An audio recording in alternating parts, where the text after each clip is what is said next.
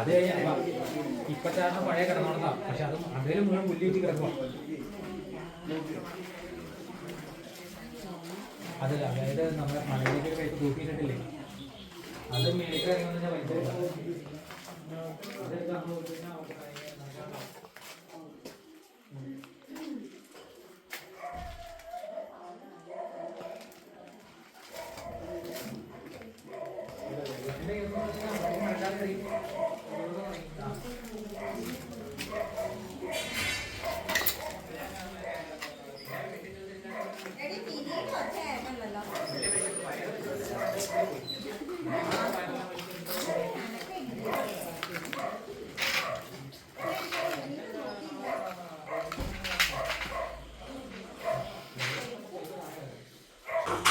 ഏകദേശം ഒരു 5:30-5:45 സമയത്ത് ശക്തമായ ശബ്ദത്തോടുകൂടി എൻ്റെ പുരയുടെ മുകൾ ഭാഗത്തായിട്ട് ഇടിവെട്ടുകയും ഭയങ്കര ശബ്ദവും പുകയും അതുപോലെ തന്നെ ഒരു ഭീകരമായ ബോംബ് പൊട്ടുന്ന രീതിയിലേക്ക് വരികയും ചെയ്തു.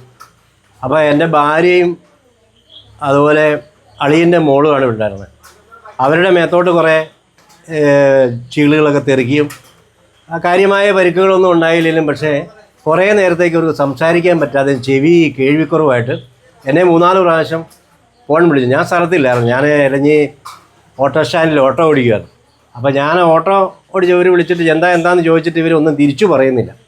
പിന്നെ ഞാനിവിടെ ഒരാളുടെ ചെറിയൊരു ഷട്ടിലാണ്, അവരെയാൾ വേഗം വഴിയിൽ ഇറക്കി വിട്ട് ഞാൻ തിരിച്ചു വരുമ്പം ഇവരിങ്ങനെ ഭയങ്കരമായിട്ട് ഇങ്ങനെ നിൽക്കുകയായിരുന്നു. പേരയുടെ കുറേ ഭാഗങ്ങളും അതുപോലെ വയറിങ് എല്ലാം പൂർണ്ണമായിട്ടും നശിച്ചുപോയി.